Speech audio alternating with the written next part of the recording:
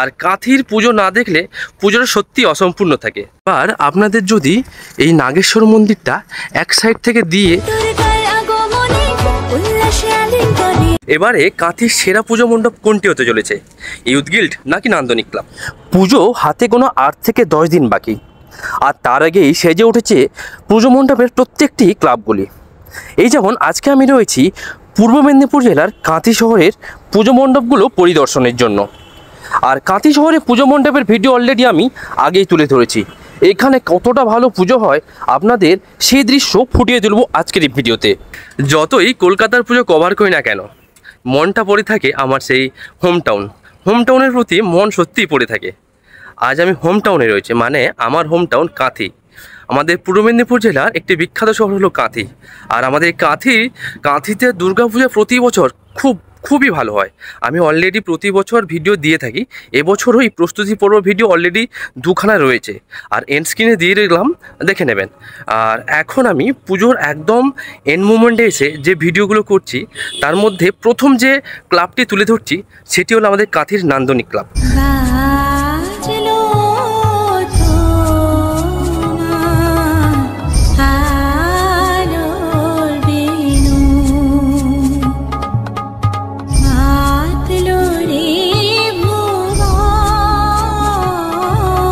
হ্যাঁ, নান্দনিক ক্লাবের থিম প্রায় সম্পূর্ণ।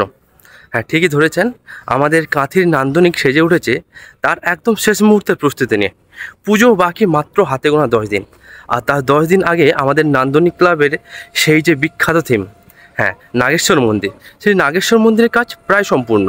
প্রায় না বলতে গেলে মন্দিরের কাজ শেষ, আর চারপাশে যে ডিজাইনের কাজগুলো সেগুলো এখন চলছে। আর যেহেতু হাতে গোনা মাত্র 10 দিন বাকি, জাস্ট ফিনিশিং টাচ চলছে।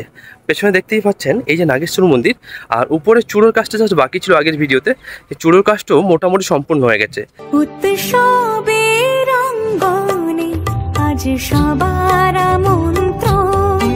গুজরাটের নাগেশ্বর মন্দিরের কথা হয়তো আপনারা অনেকেই জানেন। যারা জানেন না তাদের উদ্দেশ্যে জানিয়ে রাখি, এই নাগেশ্বর মন্দির গুজরাটে অবস্থিত। এটি হলো বাবা মহাদেবের মন্দির। আর এই নাগেশ্বর মন্দিরের অনুকরণে এই কাঁথি নান্দনিক ক্লাবের থিম, আর তারই অনুকরণে পুরো মন্দিরের স্ট্রাকচারটা তৈরি করা হয়েছে। এই যেমন দেখুন, একদম উপরে একটি চূড়ো রয়েছে, তারপর পরপর 3টে চূড়া রয়েছে, স্টেপে রয়েছে, অনেকটা ওই জগন্নাথ মন্দিরের মতো রয়েছে। চলুন এবার মন্দিরের একটু কাছে নিয়ে যাওয়ার চেষ্টা করি, যদিও সামনেটা টিন দিয়ে ঘিরে দেওয়া হয়েছে কাজের জন্য। দেখুন এবার সামনে চলে এসেছি। এই উপরে একদম যে উপরের চূড়াতে ওখানে কাজ হচ্ছে, আর পাশে দেখুন বিভিন্ন প্লাইয়ের ডিজাইন হচ্ছে। এই ডিজাইনগুলো এই মন্দিরের পাশে রাখা হবে। প্রতি বছর এই মণ্ডপে একদম পাশে এত সুন্দর সুন্দর ডিজাইন করা হয়, দারুণ লাগে। পুরো ফাইনাল প্রিপারেশন হলে হেভি লাগবে দেখতে, কারণ এই যে পাশের ডিজাইনগুলো রেডি করে রাখা হয়েছে, এইগুলো রেখে তার উপর আলোর কারুকার্যতা করা হবে। আর এই দেখুন সামনে এই জায়গাটা গেটের মতো রয়েছে, এখান দিয়েই এন্ট্রি হবে। এবার আপনাদের যদি এই নাগেশ্বর মন্দিরটা এক সাইড থেকে দিয়ে দেখানোর চেষ্টা করি, আগের যে 2টো ভিডিও ছেড়েছি সেখানেও সেই এই সাইড থেকে ভিডিও তুলে ধরেছি। তখন তখন এই মন্দিরের কাজ অতটাও সম্পূর্ণ হয়ে ওঠেনি যতটা আজকের এই ভিডিওতে দেখতে পাচ্ছেন। দেখুন এই দিকের মণ্ডপের যে এই দিকে যে চূড়োর কাজটা হচ্ছিল, সেই চূড়োর কাজটাও কমপ্লিট। আর উপরে জাস্ট ওইখানে কাজটা একটু বাকি, ওইখানে চলছে। সো 2-1 দিনের মধ্যে ওই কাজটাও কমপ্লিট হয়ে যাবে। আর বাদ বাকি এই দিকটা দেখানোর চেষ্টা করি। পরপর যে নাগেশ্বর মন্দির আপনারা জানেন মহাদেবের মন্দির, সেই তারই আদলে এই আমাদের নাগেশ্বর মন্দিরের কাজ হয়ে চলেছে। হোমটাউনের প্রতি একটা আলাদা আবেগ, আলাদা ভালোবাসা বলতে পারেন। হ্যাঁ, সেই ভালোবাসার টানেই ছুটে আসি আমার এই কাঁথিতে। আর কাঁথির পুজো না দেখলে পুজোটা সত্যি অসম্পূর্ণ থাকে। তাই পুজোর অষ্টমী থেকে বাকি যে দিনগুলো আমাকে এখানে থাকতেই হবে, মাস্ট। আর এখানকার পুজো কতটা জাঁকজমকপূর্ণ হয় একমাত্র কাঁথিবাসী বা পূর্ব মেদিনীপুরবাসী জানে। কাঁথির পুজো কতটা জাঁকজমক হয়, আর সেই পুজোর প্রস্তুতি কতটা, সেই পুজো কত দূর এগালো, আর কাঁথির যে বড় বড় পুজো মণ্ডপগুলো রয়েছে তারা তাদের শেষ মুহূর্তে কি থিম করছে সব কিছু তুলে ধরছি আমার এই ভিডিওতে। হ্যাঁ ঠিকই, কাঁথির দুর্গাপূজা মানে একটা আলাদাই ক্রেজ। এখন আমি চলে এসেছি কাঁথির আরেকটি পুরাতন এবং ঐতিহ্যবাহী দুর্গাপূজা মণ্ডপ, ইউথ গিল্ড পূজা মণ্ডপ। আপনারা হয়তো অনেকেই জানেন এই ইউথ গিল্ডের পুজো কি ভালো হয়। তো এবছরে ইউথ গিল্ডের কী থিম এবং কী রয়েছে বৃত্তান্ত এই ভিডিওতে তুলে ধরছি। যদিও আগের ভিডিওতে অনেক কিছু তুলে ধরেছি, তো আজকের এই ভিডিওতে আপডেটেড একদম তথ্য বা আপডেটেড একদম ভিডিও আপনাদের জন্য তুলে ধরছি।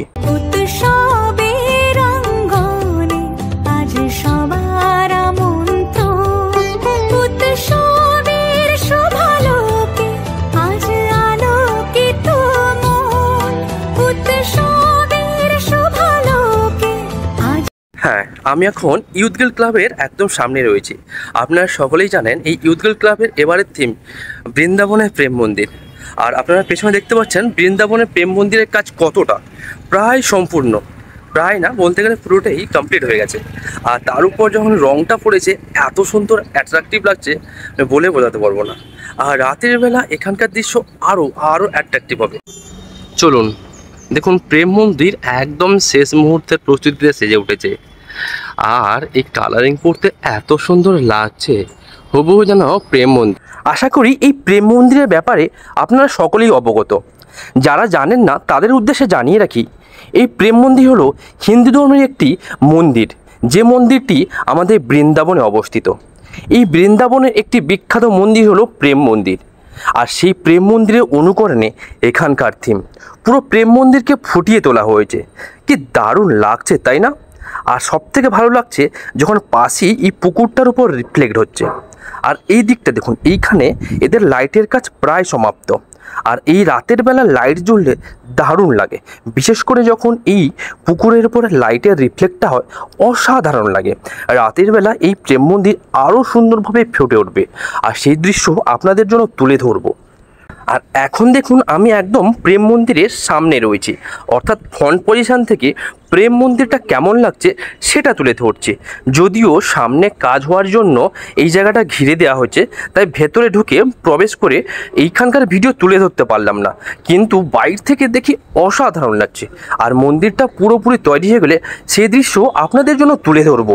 যদিও এখানকার মণ্ডপের প্রতিমা এখানেই হয়, বাইরে থেকে আসে না, তো ভেতরে প্রতিমা রয়েছে, কিন্তু এখন প্রতিমার মণ্ডপের ভেতরে যাওয়া নিষেধ, তাই ভেতরে প্রতিমার দৃশ্য আপনাদের তুলে ধরতে পারছি না। বাট মণ্ডপের সামনেই রয়েছি। আর আপনারা দেখুন, এখানে মণ্ডপের উপর বিভিন্ন রকম সোলার কাজ হয়েছে, আপনারা দেখানোর চেষ্টা করুন। এই দেখুন, বিভিন্ন সোলার কাজ হয়েছে, অর্থাৎ থার্মোকল দিয়ে সব ডিজাইনগুলো কি সুন্দর নিখুঁত ডিজাইন করা হয়েছে, পুরো প্রেম মন্দিরকে ফুটিয়ে তোলা হয়েছে। এই দেখুন, এবারে কাঁথির সেরা পুজো মণ্ডপ কোনটি হতে চলেছে, ইউথ গিল্ড নাকি নান্দনিক ক্লাব? কমেন্ট করে জানাতে ভুলবেন না।